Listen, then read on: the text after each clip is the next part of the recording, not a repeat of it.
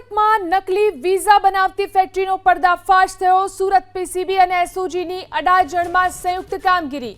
અડાજણમાંથી દરોડો પાડી અને પ્રતીક શાહની ધરપકડ કરવામાં આવી। યુકે, કેનેડા સહિત અનેક દેશના નકલી વિઝા હાથ લાગ્યા છે। પોલીસે 5 નકલી વિઝા સ્ટીકરો પણ જપ્ત કર્યા।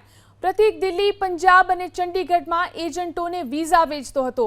હરિયાણાના એજન્ટોને પણ નકલી વિઝા પહોંચાડતો હતો। આરોપી પ્રતીક શાહ વિરુદ્ધ અગાઉ પણ આવા અનેક ગુના નોંધાઈ ચૂક્યા છે। વર્ષ 2017 થી 2025 સુધીમાં કુલ 12 ગુના નોંધાઈ ચૂક્યા છે। શહેરમાં નકલીની ભરમાર છે ત્યારે હવે વિઝા નકલી મળવા લાગ્યા છે। તસવીરો તમે જોઈ શકો છો। એસઓજી અને પીસીબી પોલીસ દ્વારા અત્યારે તપાસના ધમધમાટ શરૂ કરવામાં આવ્યા હતા ત્યારે આ પ્રમાણે જે રીતે આરોપી સહિત તમામ મુદ્દામાલ છે એ અત્યારે જપ્ત કરવામાં આવ્યા છે। જે પ્રમાણે આરોપીઓ છે એ અલગ અલગ જે રીતે પ્રદેશના જે વિઝાઓ છે બનાવીને આપતા હતા ત્યારે આ રીતે જે બાતમી છે એ બાતમી મળતાની સાથે જ પોલીસે તપાસના ધમધમાટ છે એ શરૂ કરી દીધા છે। અને અત્યારે દ્રશ્યમાં જોઈ શકાય છે અત્યારે આરોપી છે એની સાથોસાથ તમામ મુદ્દામાલ છે એ મુદ્દામાલ પણ અત્યારે કબજે કરવામાં આવ્યા છે। પ્રિન્ટરની સાથોસાથ તમામ જે મોબાઈલ છે એની સાથે સાથ જે વિઝા બનાવવાનું જે સામગ્રી હતી એ સામગ્રી પણ અત્યારે જપ્ત કરવામાં આવી છે। ત્યારે પોલીસ અત્યારે તપાસ કરી રહી છે કે આરોપી આખરે કયા કયા દેશોના વિઝા તેણે બનાવ્યા છે અને કેટલા લોકોને આ રીતે તેણે વિદેશ મોકલી દીધા છે એ બાબતને લઈને પણ અત્યારે તપાસના ધમધમાટ છે એ શરૂ કરી દેવામાં આવ્યા છે। એસઓજી પીસીબી પોલીસ છે આ બાબતની બાતમી મળી હતી ત્યારે આ બાતમીના આધારે તપાસના ધમધમાટ શરૂ કરાયા હતા। એની સાથોસાથ જે રીતે અડાજણ વિસ્તાર છે અડાજણ વિસ્તારની અંદર દરોડા પાડવામાં આવ્યા હતા ત્યારે અડાજણમાંથી પ્રતીક શાહની ધરપકડ કરાઈ છે અને નકલી વિઝા બનાવતી ફેક્ટરીનો પર્દાફાશ પણ કરવામાં આવ્યો છે। ત્યારે યુકે, કેનેડા સહિત અનેક દેશોના નકલી વિઝા છે એ બનાવવામાં આવ્યા હોવાની વાત છે હમણાં સામે આવી છે। પોલીસે 5 નકલી વિઝા સ્ટીકરો પણ જપ્ત કર્યા છે। પ્રતીક શાહ દિલ્હી, પંજાબ, ચંડીગઢ એજન્ટોને આ વિઝા કુરિયર મારફત મોકલતો હતો અને હરિયાણાના એજન્ટોને પણ પહોંચાડતો હોવાની માહિતી મળી છે। આરોપી સામે અગાઉ પણ અનેક ગુનાઓ નોંધાયા છે ત્યારે 2017થી અત્યાર સુધીમાં કુલ 12 જેટલા ગુના છે નોંધાઈ ચૂક્યા છે।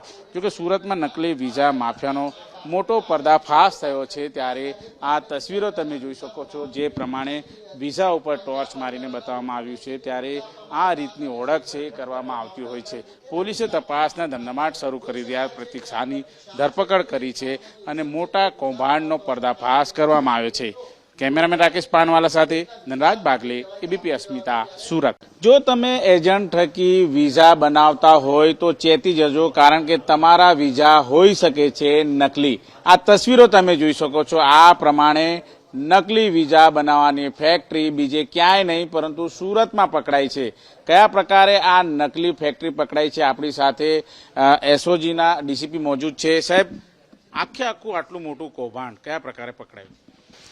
ગઈકાલે એસઓજી પીસીબીની ટીમને એક ઇન્ફોર્મેશન મળી। એ ઇન્ફોર્મેશન અંતર્ગત એક પ્રતીક શાહ કરીને જે વ્યક્તિ છે જે રાંદેર વિસ્તારમાં રહે છે એ આવું જે નકલી વિઝા બનાવવાનું કૌભાંડ આચર્યું છે એવી માહિતી મળતા ત્યાં રેડ કરતા 5 જેવા અલગ અલગ દેશના વિઝાની સ્લીપો મળી આવી છે અને તે પ્રિન્ટર, લેપટોપ જે છે તમામ 1,30,000નો મુદ્દામાલ કબજે કરેલ છે।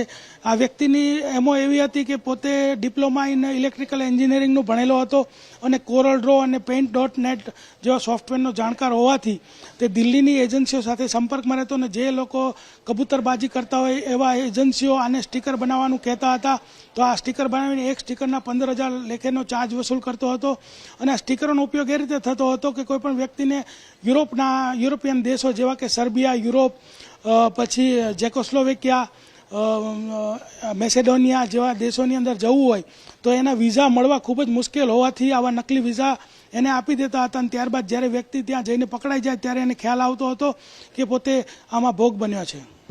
સાહેબ, અત્યાર સુધી કેટલા લોકો આ ફરજી વિઝા ઉપર વિદેશ જઈ ચૂક્યા હશે? અત્યાર સુધી જે છે અમારે પૂછપરછ દરમિયાન 700થી વધુ આને 10 વર્ષમાં સ્ટીકરો બનાવ્યા એવો અંદાજ છે પરંતુ કેટલા લોકો જઈ ચૂક્યા છે કે કેટલા પકડાઈ ગયા છે એ એમ્બેસી પાસે માહિતી માગેલી છે અને માહિતી મળતા તરત જ આપ લોકોને જાણ કરવામાં આવશે। કઈ રીતે ભોગ બનતા હોય છે આ લોકોને પોલીસની શું અપીલ હશે?